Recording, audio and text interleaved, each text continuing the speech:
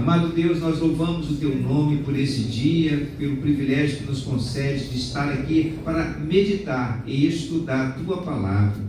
Fala o nosso coração nesta hora, abre o nosso entendimento, mostra-nos a Tua vontade perfeita, para que nós possamos aplicar tudo isso que temos ouvido e recebido da parte do Senhor, possamos aplicar na nossa vida de maneira efetiva, de maneira concreta, para que nós possamos ver também cumprido em nós cada uma dessas promessas maravilhosas que o Senhor fez para nós.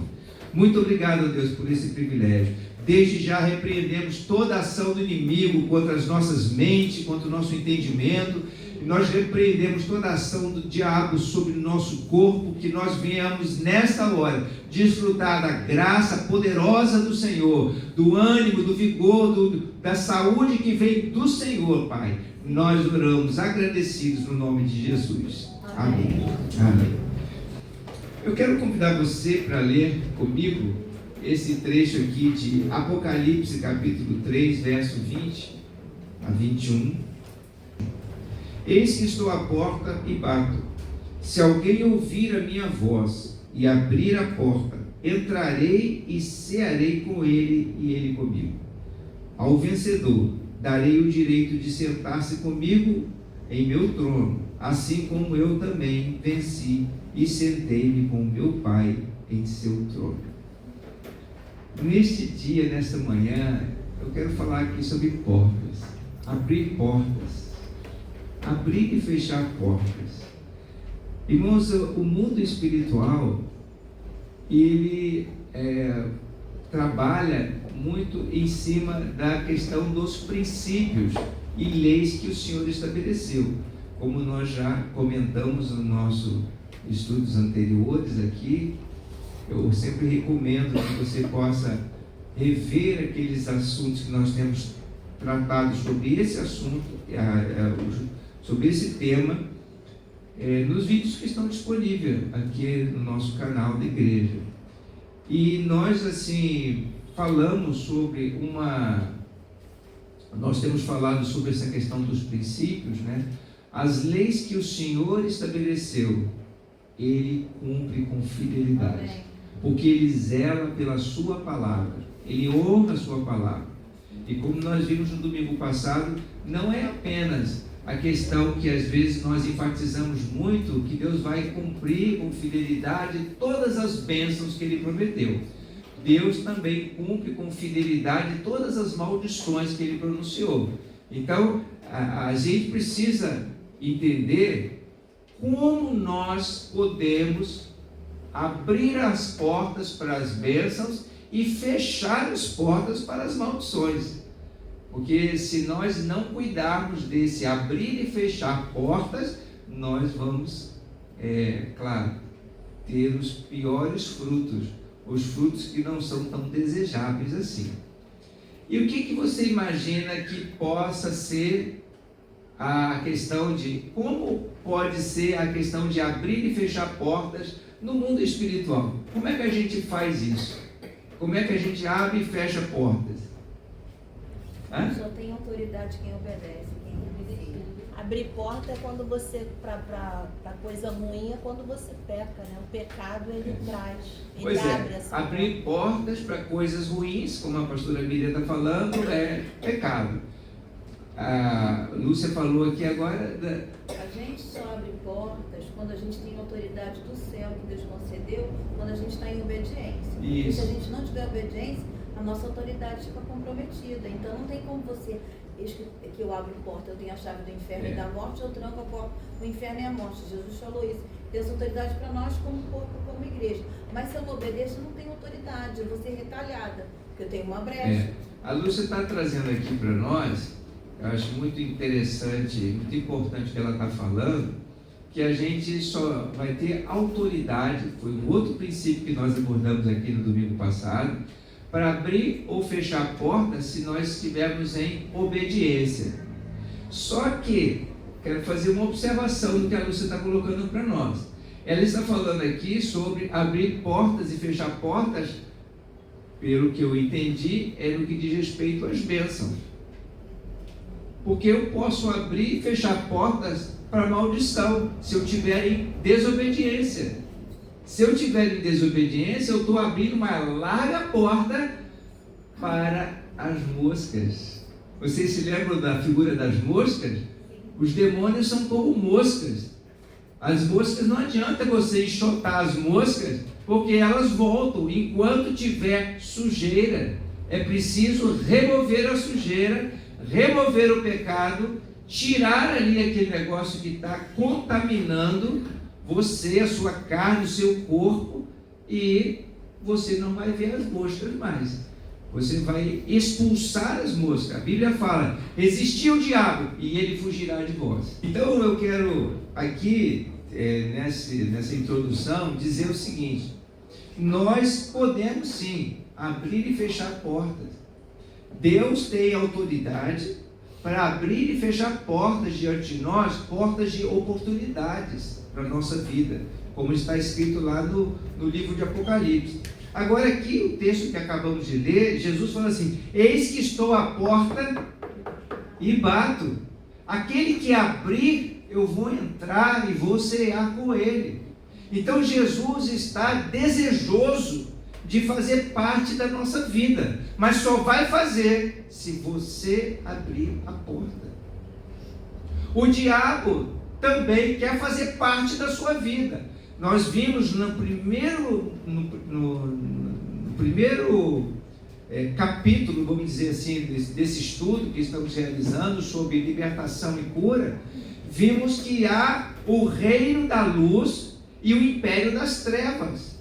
E eles, no império da luz, no reino da luz, quem é o líder, o general, o que reina é o Senhor Jesus.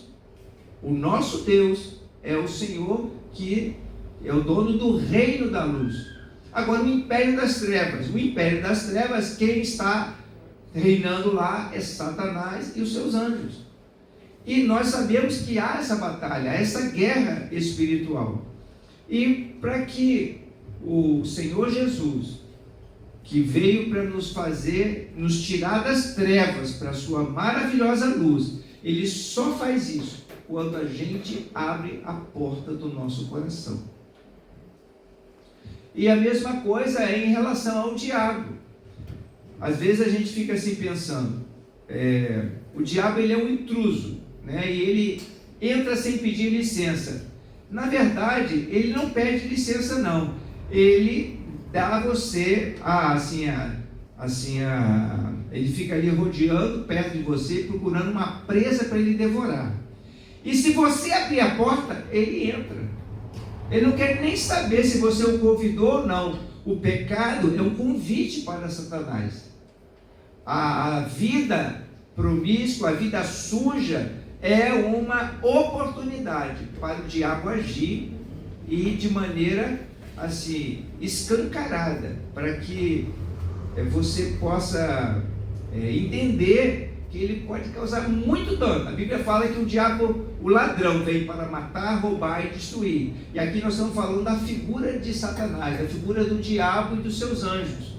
Ele vem para realmente destruir a nossa vida. E pode destruir como? Através de uma porta aberta. E o pecado é uma porta aberta, como a pastora Lília falou. E se nós queremos desfrutar das bênçãos, nós temos que abrir as portas através da obediência, como você falou. Em tomar uma posição diante do Senhor, para a gente, a Bíblia fala lá no livro de Deuteronômio, quando Deus, através de Moisés, proferiu as bênçãos que viria sobre o povo de Israel, fala assim, essas vão ser as bênçãos que vão acontecer com aqueles que andarem na obediência. Essas bênçãos lhe acompanharão, lhe seguirão, então virão a reboque. Bom, então a questão é, como que a gente abre e fecha a porta? A gente abre e fecha a porta através das nossas decisões, através das nossas escolhas. É assim que a gente abre e fecha a porta. E isso Deus deixou bem claro desde o início, lá no livro de Gênesis. Eu vou ler aqui para vocês Gênesis 2,19. Veja só, o Senhor deu ao homem a liberdade dele fazer escolhas. Disse aqui: depois que formou da terra todos os animais do campo e todas as aves do céu, o Senhor Deus os trouxe ao homem para ver como este lhe chamaria. E o nome que o homem desse a cada ser vivo, esse seria o seu nome. Então, desde o começo, desde o princípio, o Senhor deu ao homem o livre-arbítrio. Ele pode fazer escolhas, ele pode tomar decisões. E as decisões que nós tomamos é uma maneira, é uma forma como nós abrimos e fechamos portas. Lá também em Deuteronômio, no capítulo 30, verso 19.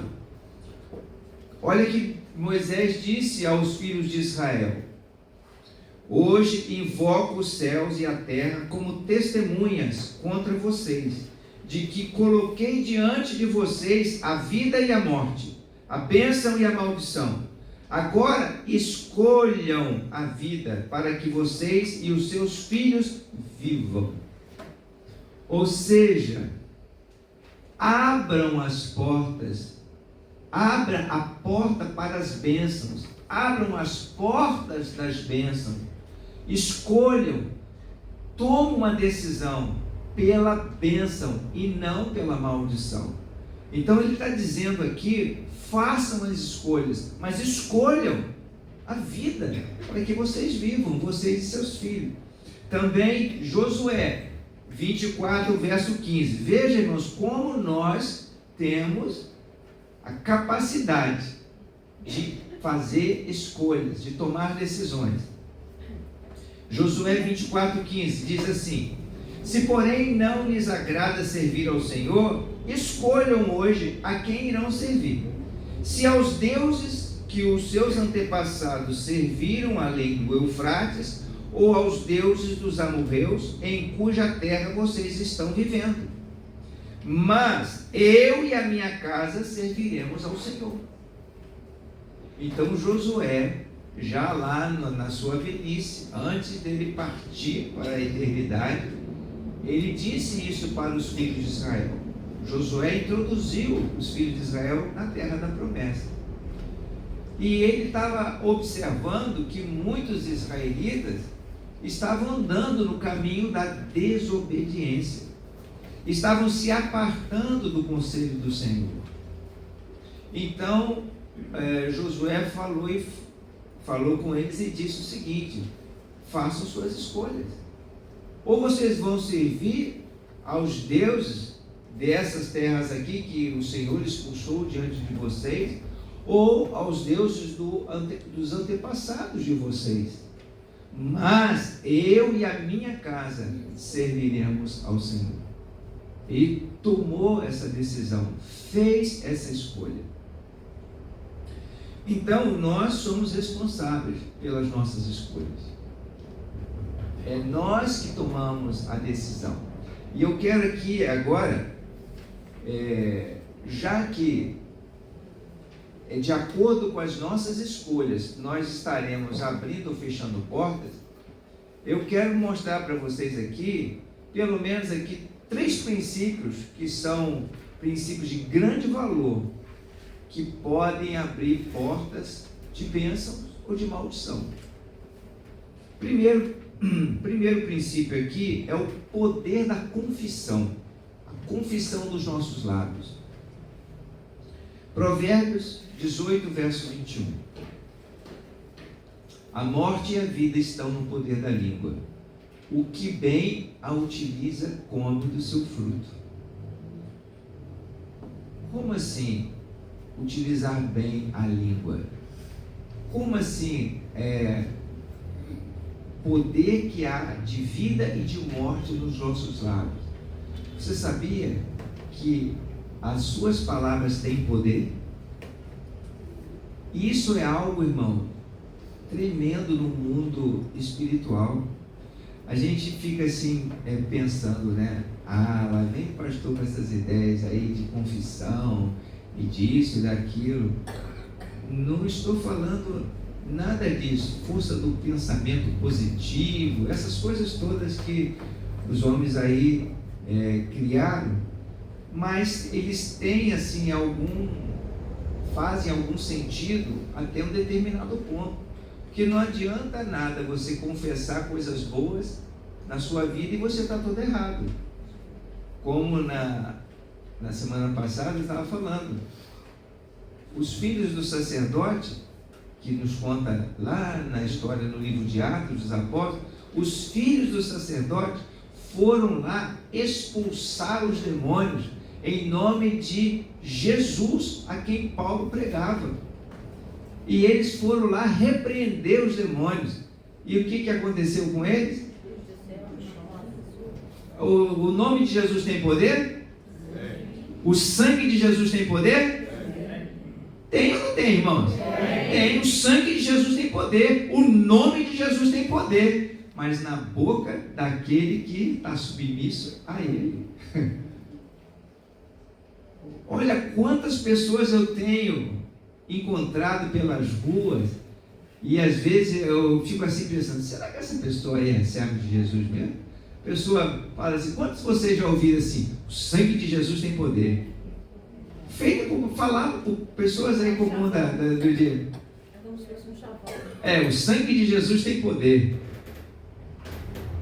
Só o sangue de Jesus. São expressões que a gente ouve aí nos lábios das pessoas, mas não tem qualquer poder. Por quê? Está violando o princípio da submissão. Sujeitai-vos a Deus e resistir ao diabo, e ele fugirá de vós.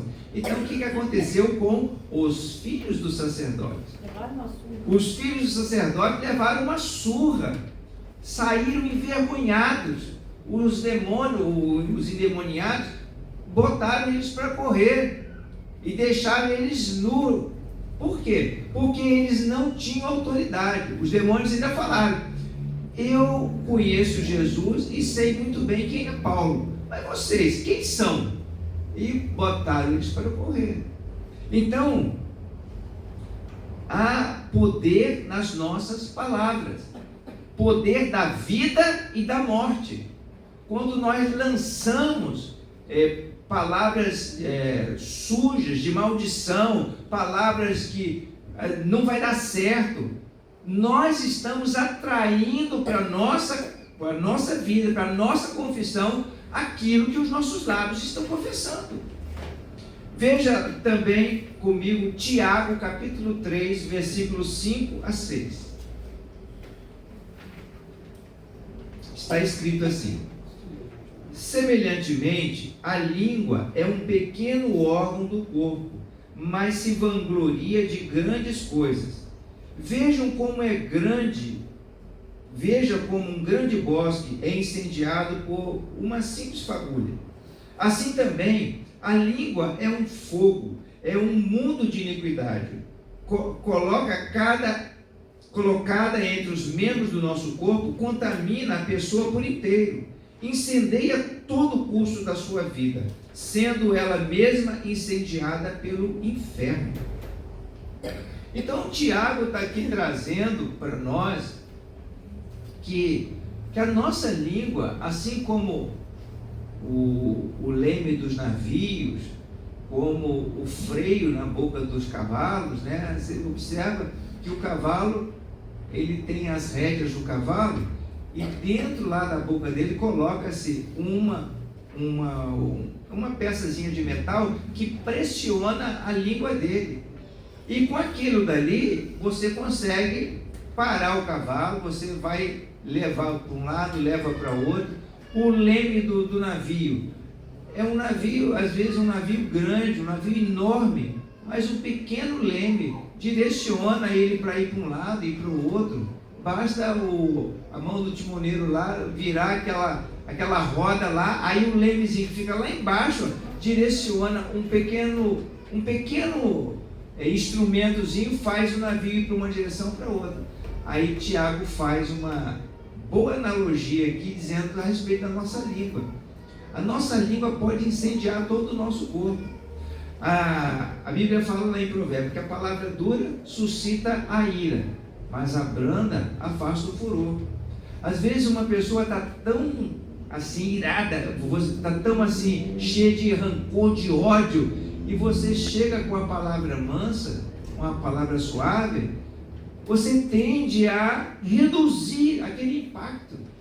Você tende a diminuir aquela intensidade da ira da pessoa. E pode, né, com a sabedoria do Senhor, até transformar aquela situação numa bênção.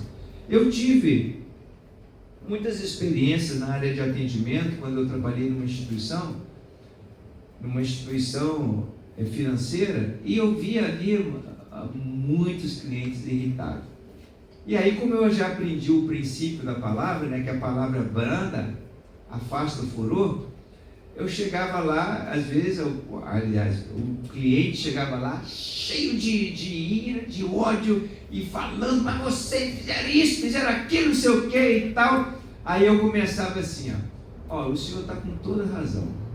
Pronto. Desmontava a pessoa. Aí eu pensei, o senhor está com toda razão de estar irritado.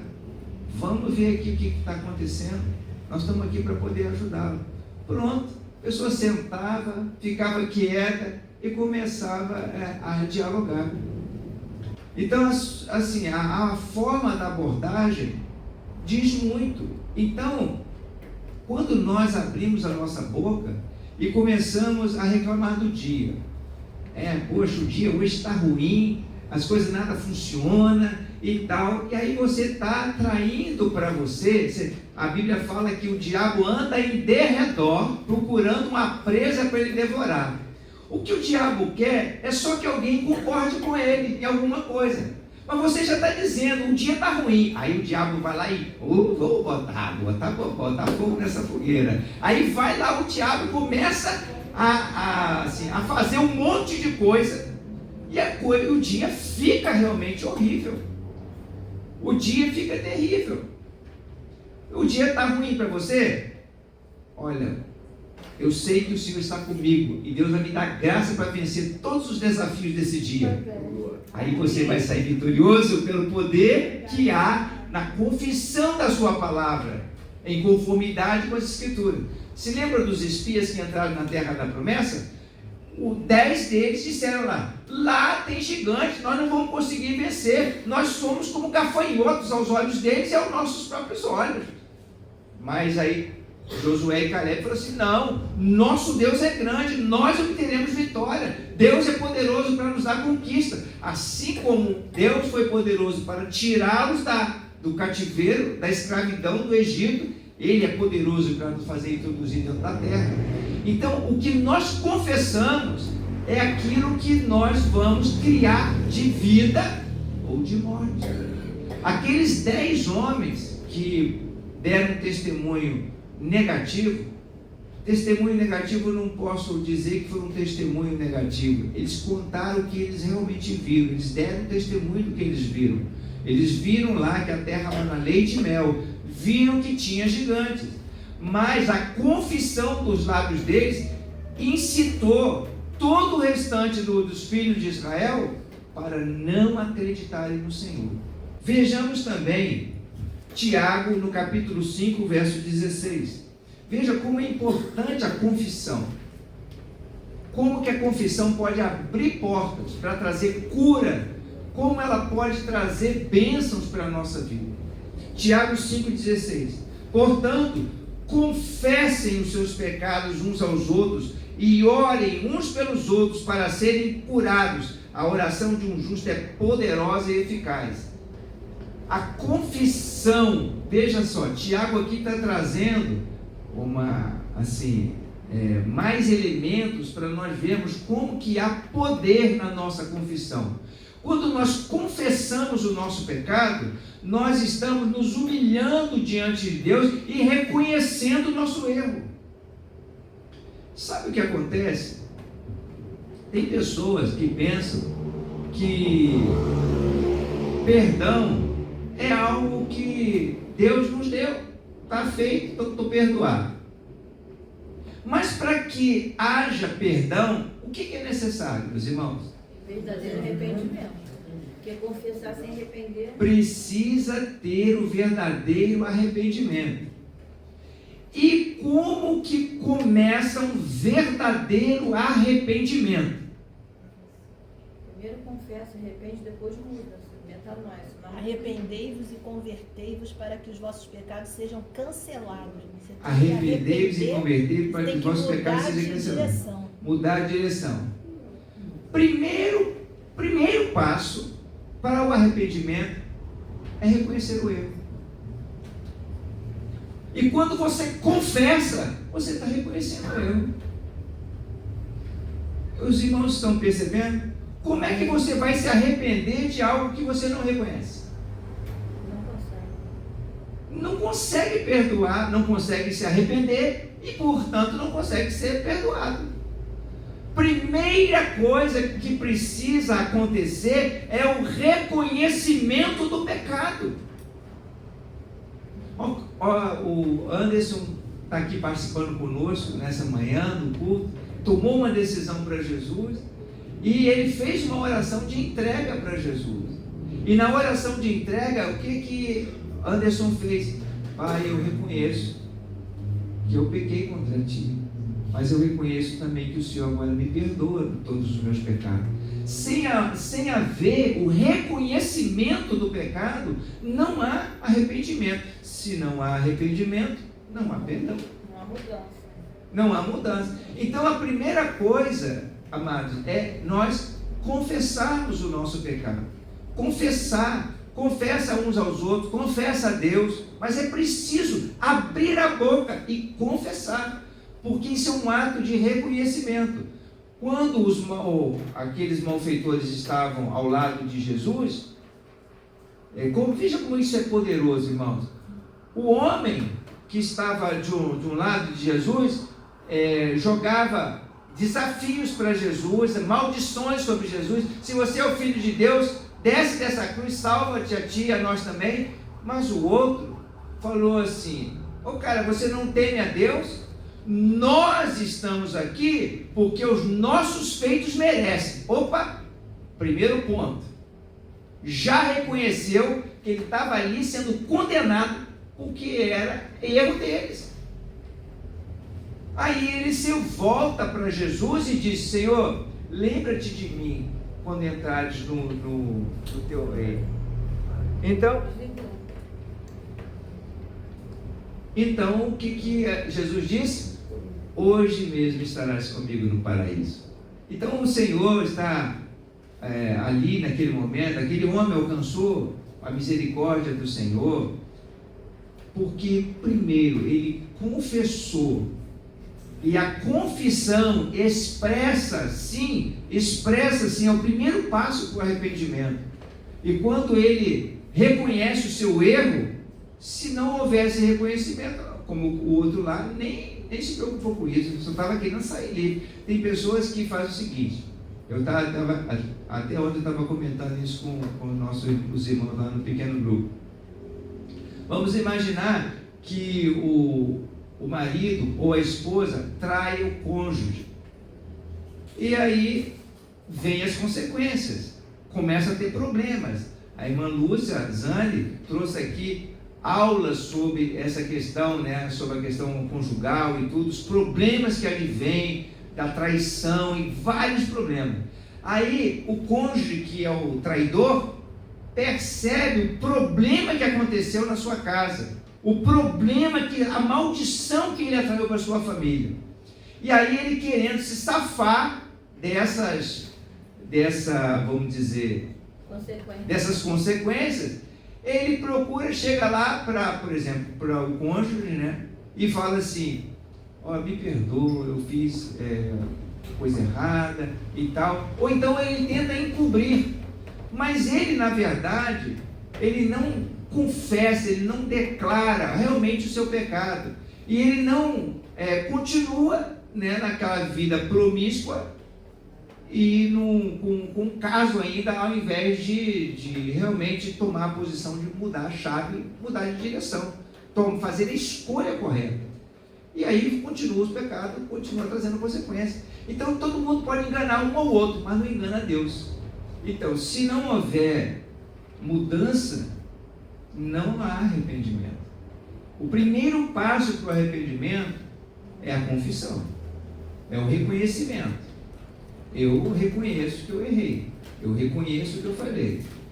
Agora, o segundo passo é a mudança, é virar a chave, é não mais andar naquele caminho.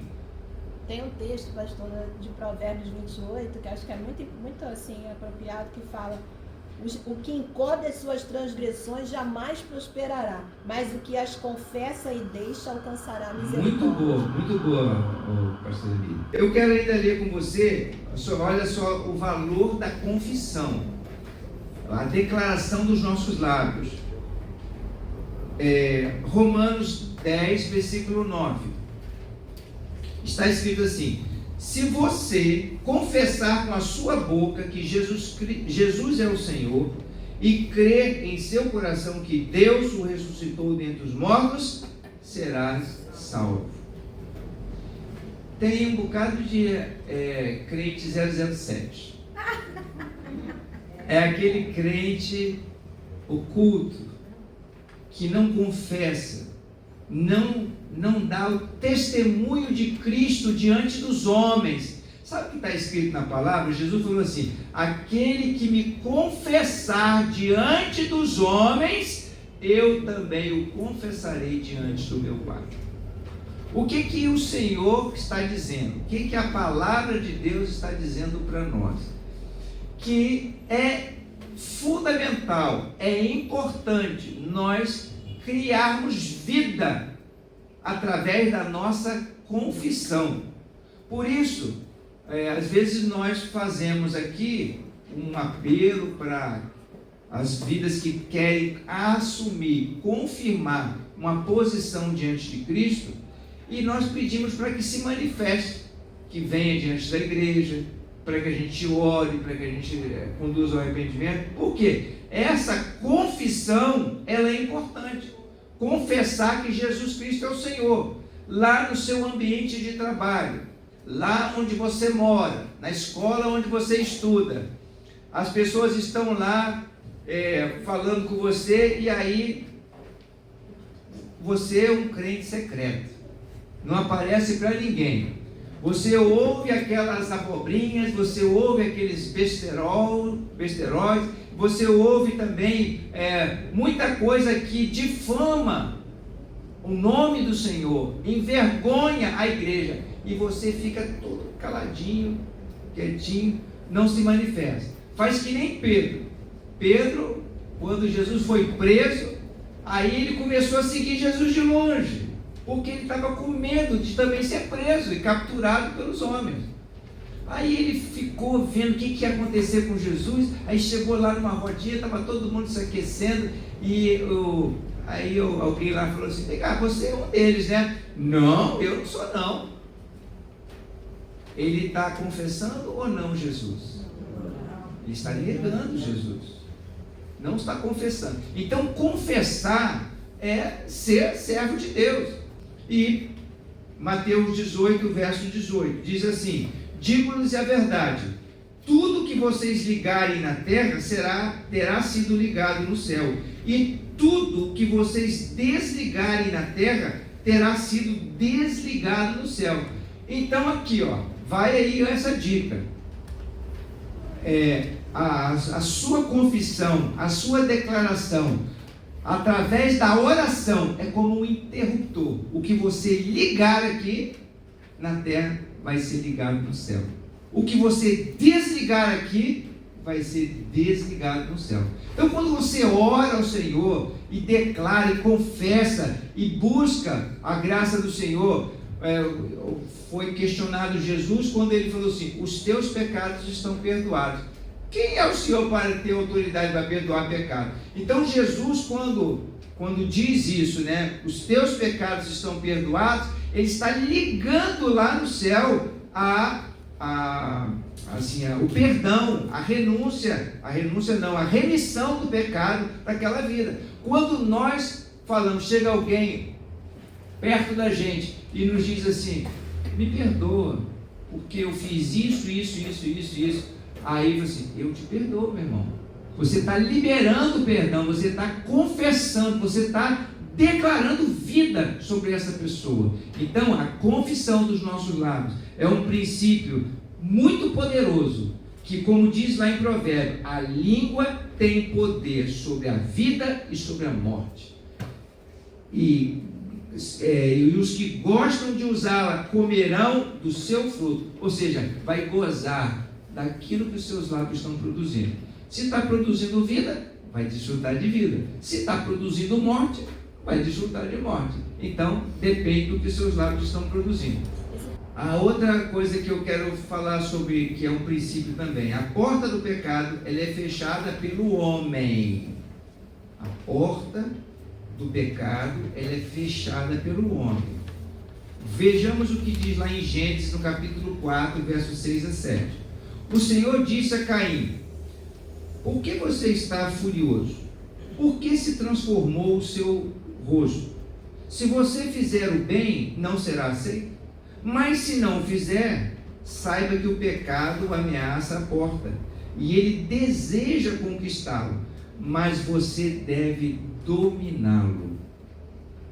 Veja bem, amados, tem muitas pessoas que pensam o seguinte: eu sou um pecador mesmo, eu sou fraco, não tenho condição, eu não consigo vencer os meus erros, as minhas dificuldades. Primeiro, qual é o princípio que está sendo utilizado aí para dizer que aquela pessoa não vai ser capaz? Que acabamos de ver. Qual é a porta que ela está fechando para que ela não consiga vencer o pecado? Ela está confessando que eu não consigo, que eu não posso, que eu não vou ter condições, que eu não consigo vencer essa área. Primeiro princípio que acabamos de ver agora, ela já está confessando que não vai conseguir vencer. Segunda coisa, quando alguém diz isso, é porque essa pessoa não quer tomar a decisão de mudar. Porque a mudança é uma decisão pessoal. E isso a palavra de Deus deixa bem claro aqui para nós. Caim, quando quis matar Abel, porque ficou enciumado, tinha essa intenção no coração dele. E dentro dele ele ficou sendo tentado para acabar com a vida do irmão. E Deus chegou e deu um alerta para ele: ô Caim, tem aí algo dentro do seu coração que te ameaça.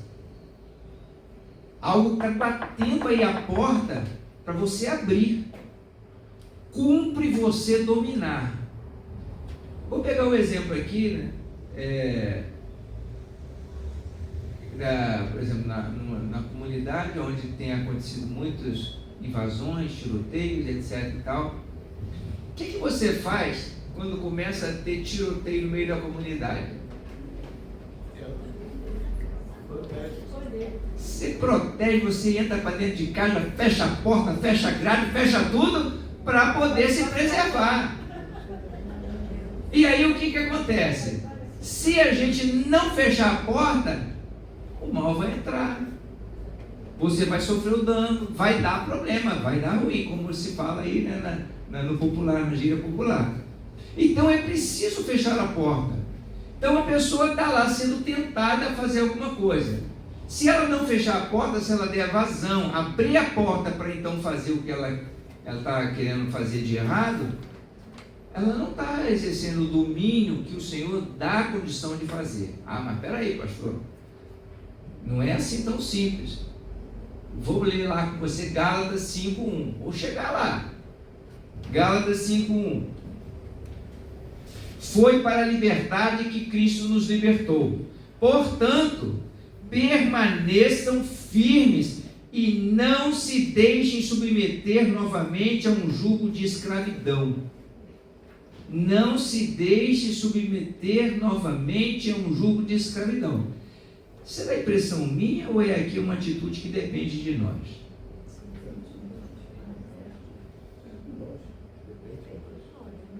Depende de nós. Se eu quero me submeter novamente ou não.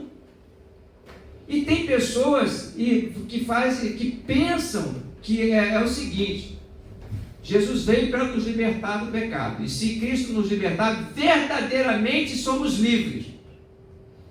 Então Ele vai me dar um poder sobrenatural, que eu vou sair pelas nuvens e não vou fazer nada de errado. Não é isso que acontece. Paulo falou que esmurrar o seu próprio corpo. Porque, a Lúcia está lembrando bem aqui, Paulo esmurrava o seu próprio corpo, para ver se de alguma forma ele conseguia fazer o melhor para Deus. Então o que acontece? Nós precisamos, sim, tem algo que depende de nós, tem algo que está sob a nossa decisão, a nossa escolha, é nossa responsabilidade, é direito e é nossa responsabilidade. Nós precisamos acordar para isso, porque o pecado, a porta é fechada por nós que tomamos essa decisão. Libertar, o Senhor Jesus nos liberta, nos dá a condição de nós sermos livres, e a partir de então eu não devo mais me prender, me submeter a alguma coisa da qual eu já fui livre, que eu fui liberto. Vou ainda mais adiante, Tiago capítulo 1, verso 12 a 15. Talvez essa percepção de incapacidade, de conseguir vencer, esteja justamente no fato de não entender claramente a diferença entre tentação e pecado. Eu vou só recordar aqui para os irmãos: Jesus cometeu algum pecado andando sobre a terra? Mas Jesus foi tentado? Foi. Jesus foi tentado, mas ele não cometeu pecado. Vejamos lá Tiago capítulo 1, verso 12 a 15. Feliz é o homem que persevera na provação, porque depois de aprovado receberá a coroa da vida que Deus prometeu aos que o amam. Quando alguém for tentado, jamais deverá dizer: estou sendo tentado por Deus, pois Deus não pode ser tentado pelo mal e a ninguém tenta. Cada um, porém, é tentado pela própria cobiça, sendo por esta arrastado e seduzido. Então a cobiça, tendo engravidado, dá à luz o pecado. E o pecado, após ter se consumado, gera a morte. Aqui está falando justamente sobre esse processo do pecado. Como é que acontece? Primeiro vem a tentação. O que é a tentação? É a atração, é o desejo, que está lá, latente dentro de você. São as paixões da carne, são as fraquezas da carne. Paulo, escrevendo para Timóteo, ele fala assim, que nós devemos nos livrar das paixões da mocidade. As paixões da mocidade. Quer dizer, na verdade, são fraquezas da nossa carne, que nós vencemos pela submissão à vontade de Deus. E Deus derrama sobre nós graça para vencer isso. Então, dentro de nós, uma pessoa que, por exemplo, vivia no mundo de drogas, vamos pegar aqui, tem a questão, no caso das drogas ainda, o fato da dependência química, mas Deus pode libertar essas pessoas completamente, como eu conheço inúmeras pessoas que foram libertas completamente.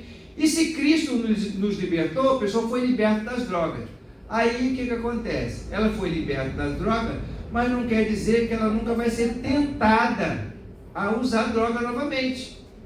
Aí o que ocorre? Ela pega e fica na área de perigo, na zona de perigo. O que eu falei com vocês? Tá a coisa pegando? Tá perigoso? Casca fora, sai fora dali, para você não ficar sendo tentado o tempo todo, para não cometer, não cair em pecado. Foi o que José fez, foi embora. José do Egito, a irmã Lúcia está lembrando aqui, José lá no Egito, ele estava na casa de Potifar. A mulher de Potifar ficou dando em cima dele. O que ele fez? Cascou fora. A mulher agarrou ele lá e ele pegou e saiu fora, porque ele falou assim: como eu trairia a confiança do meu senhor? Ele estava se referindo ao próprio Potifar, que confiou todas as coisas para ele, só privou ele da mulher. E eu trairia a Deus, quebraria o meu mandamento, o mandamento do Senhor na minha vida. Não. Então ele primeiro pensou na fidelidade que ele tinha com a relação de confiança que o seu patrão tinha com ele. E outro, no compromisso que ele tem com Deus, em obedecer a palavra do Senhor. Ele pegou, descascou fora. E ela segurou a capa dele, mas ele deixou a capa de lado e foi embora. Não ficou ali. Então essa é uma cena assim, muito forte para nós entendermos o que a gente precisa fazer quando também estamos sendo tentados. Caim estava sendo tentado a matar Abel. Deus falou com ele: ó Caim, o desejo está aí, já na porta do seu coração, cumpre você dominá-lo. Ele tinha que sair daquela área de tentação para não cometer, mas não, ele aproveitou que estava o irmão lá no campo, ele foi lá e matou a vida do irmão, cometeu o pecado. Com o pecado gera a morte. Então a tentação é um desejo que está lá dentro, muitas vezes fruto de coisas que você já vivenciou, prazeres que você já teve, situações que deu a você, por exemplo, o ego fortalecido, a pessoa, vamos imaginar assim, a pessoa teve já muitas posses, muita riqueza, aí ficou pobretão, aí a pessoa foi e entregou a vida a Jesus, porque agora está humilhado, sabe que depende de Deus, e aí pega e começa a servir ao Senhor. Aí chega, Deus começa a abrir as portas para essa pessoa. Eu já conheci casos assim. Começa a abrir as portas para a pessoa começa a se enriquecer. E aí quando ela está rica, não preciso mais de Deus. O que aconteceu? A soberba entrou no coração, ela foi tentada.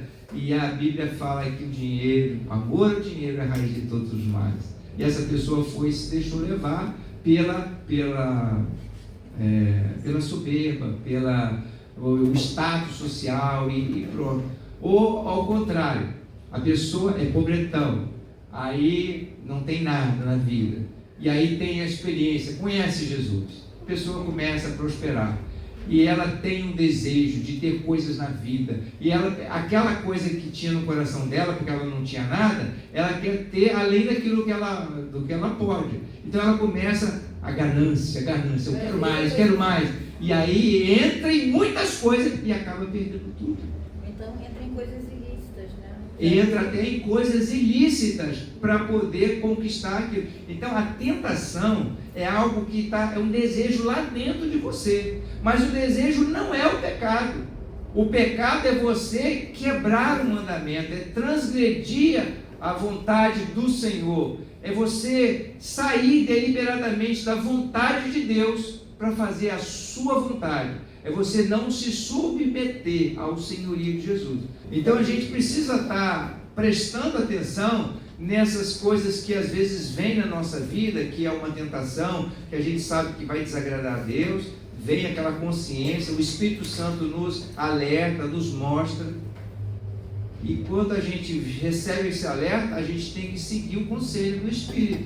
Vamos sair daquela situação, não vamos andar naquilo, não banca o super-homem, o super-herói, que vai querer, não, eu vou vencer todas as coisas e tal. Tem fraqueza com bebida? Não fica na porta do bar. Tem fraqueza com droga? Não anda na boca de fumo. Tem fraqueza com mulher? Não vai para prostituição. Então, são coisas que a gente tem que seguir o conselho da palavra. Porque senão vai se deixar levar e vai o quê? Vai tomar decisão errada. Você vai abrir a porta para o diabo. E aí não tem jeito. Eu quero ler com os irmãos aqui ainda dentro desse princípio que nós estamos tratando. 1 Coríntios 10, versículo 13. Olha só a provisão de Deus. 1 Coríntios capítulo 10, verso 13 diz assim: não sobreveio a vocês tentação que não fosse comum aos homens. Ou seja, ser tentado, irmãos, é normal. Se você não está se sentindo tentado por nada, eu aconselho você procurar um psiquiatra. Você deve ter algum distúrbio. Porque tentado, até Jesus foi tentado. Não tem reza forte para tirar a tentação, tá? Tentação, se você for tirar a tentação de você, vai te tirar a capacidade de a capacidade de escolha. Se tirar a capacidade de escolha, você vira um robô. Você faz aquilo para que você foi programado.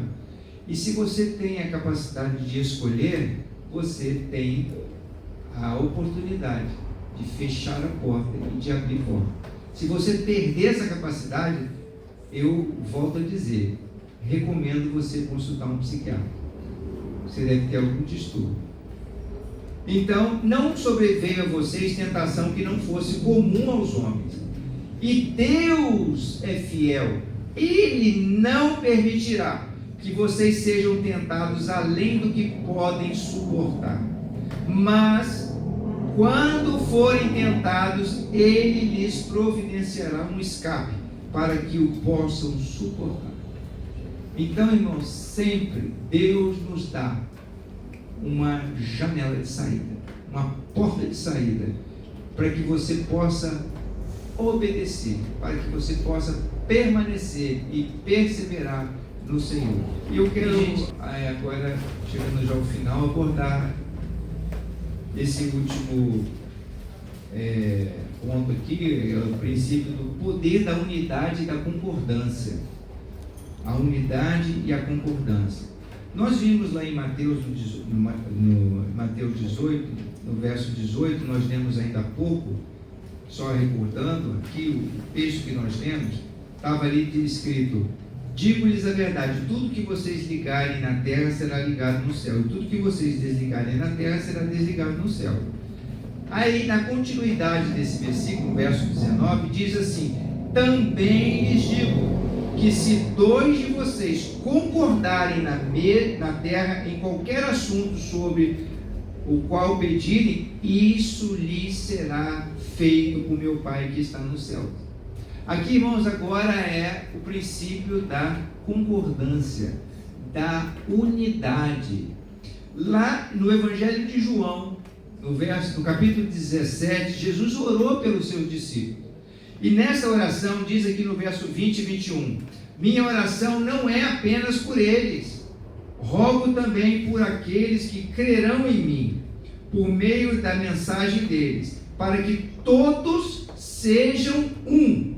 Pai, como tu estás em mim e eu em ti, que eles também sejam em nós, para que o mundo creia que tu me enviaste.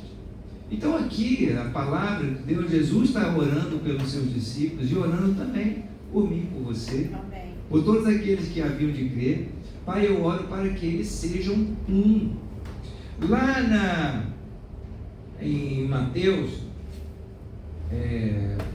Jesus aborda também esse assunto, esse princípio, a importância da unidade, de ter concordância sobre as coisas que nós queremos realizar, sobre as coisas que vamos fazer. Isso tem poder. Mateus 12, verso 25 a 30. Jesus, conhecendo os seus pensamentos, disse-lhes: todo reino dividido contra si mesmo será arruinado, e toda cidade ou casa dividida contra si mesma não subsistirá. Se Satanás expulsa Satanás, está dividido contra si mesmo. Como então subsistirá o seu reino? Veja, amado, essa questão da unidade e da concordância, ela é válida tanto no reino da luz quanto no império das trevas. Satanás sabe muito bem que onde houver divisão, não prospera. Às vezes uma pessoa está possuída por uma legião de demônios. Aqueles demônios estão ali porque houve concordância. Primeiro, a pessoa abriu uma porta para que os demônios entrassem e tivessem ali. E a porta é o pecado. E quando entrou aqueles demônios ali, não tem aquele negócio lá, porque são demônios, que são burros. Um demônio quer fazer uma coisa, o outro demônio quer fazer outra. Imagina, 1000 demônios na cabeça de uma pessoa, dentro do corpo de uma pessoa. Aí um quer fazer uma coisa, o outro quer fazer outra. A pessoa ia explodir, ia fazer que nem aqueles filmes que o cara dá um tiro no cara e o cara explode. cada um querendo fazer uma coisa. Não, os demônios sabem que eles precisam andar em unidade. E Jesus aqui, quando falaram para ele, olha, se eu expulso os demônios por Beelzebu, por quem os expulso os filhos de vocês? Por isso, eles mesmos serão juízes sobre vocês. Mas se é pelo Espírito de Deus que eu expulso os demônios, então chegou a vocês o reino de Deus. Porque Jesus estava sendo acusado que estava expulsando os demônios em nome do príncipe dos demônios. Olha, Jesus disse em outras palavras, meus amigos, o diabo não é burro. Como é que o demônio vai expulsar o próprio demônio? O reino dividido não subsiste. É importante a concordância, é importante a unidade. Isso tem poder. Ou como alguém pode entrar na casa do homem forte e levar dali os seus bens sem antes amarrá-lo? Só então poderá roubar a casa dele. Aquele que está comigo, aquele que não está comigo está contra mim. Aquele que comigo não ajunta, espalha. Pastor, estou contigo. Mas eu pergunto, cadê você?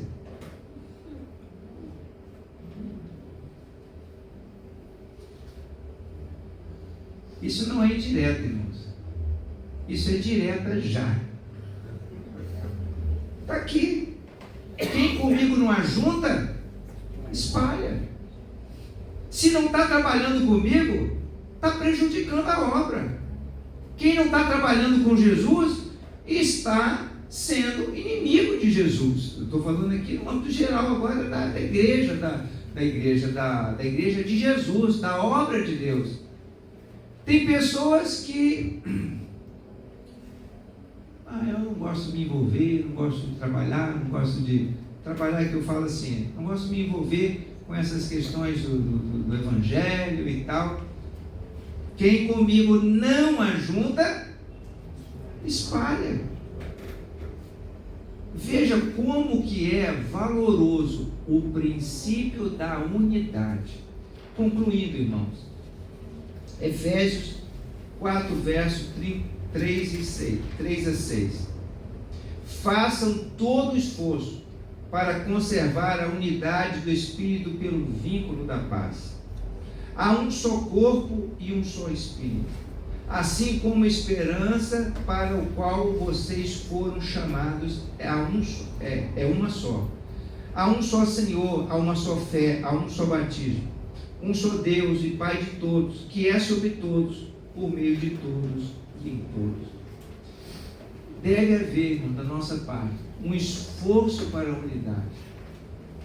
Deixa eu só abrir aqui um parênteses, para não haver mal entendido naquilo que eu acabei de falar, que eu falei que é direta já. Eu sei perfeitamente que existem situações em que nós não podemos, como eu falei, nós estamos ainda num corpo natural que não tem como estar em dois lugares ao mesmo tempo. Nós não estamos com um corpo glorioso, que eu saio daqui, vou lá para outro lugar. Existem limitações físicas.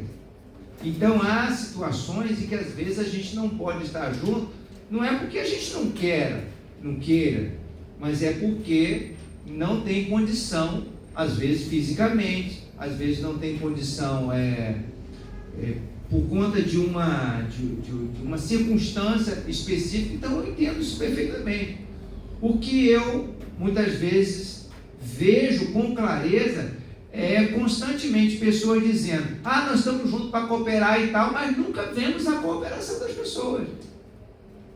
Esse que é o problema. Então, não é que eu sei que tem situações que você chega para mim, pastor, estou aí com o pastor, mas em um determinado dia, em determinada hora, não pode estar. Agora, tem pessoas que você sabe que não pode contar, porque é mentira aquilo que eles declaram. Então, a gente tem que ter consciência disso, porque é poderosa a ação da unidade. Quando nós estamos unidos, quando nós estamos empenhados. E isso é válido para a obra da igreja, é válido para o seu negócio, para o seu trabalho. Se você está lá no seu trabalho, você está dividido com a sua equipe, você não vai ajudar a construir nada.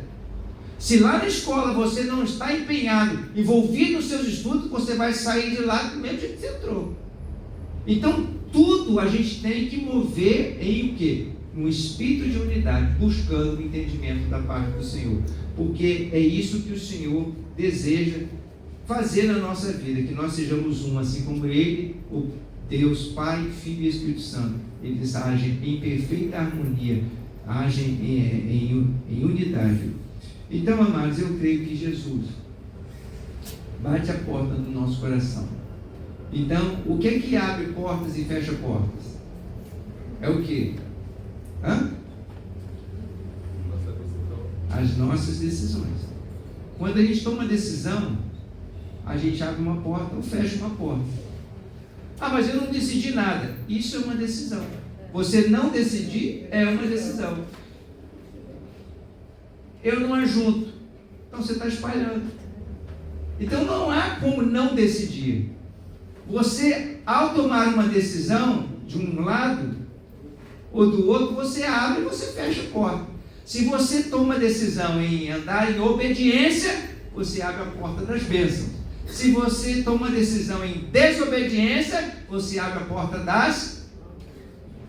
Pode falar, irmão, maldições. Ninguém gosta de falar esse nome, então não tem aqui nenhum misticismo aqui não. Maldição é algo que vem pela desobediência. Você crê em Jesus? Se você crê em Jesus, será salvo. E quem não crê já está condenado. Então não tem meio termo. Ou é uma coisa ou é outra. Que Deus possa nos ajudar a fazer boas escolhas, para que o nome dele seja sempre glorificado. E as nossas escolhas vão abrir portas. E eu creio portas de bênção para a nossa vida. Amém?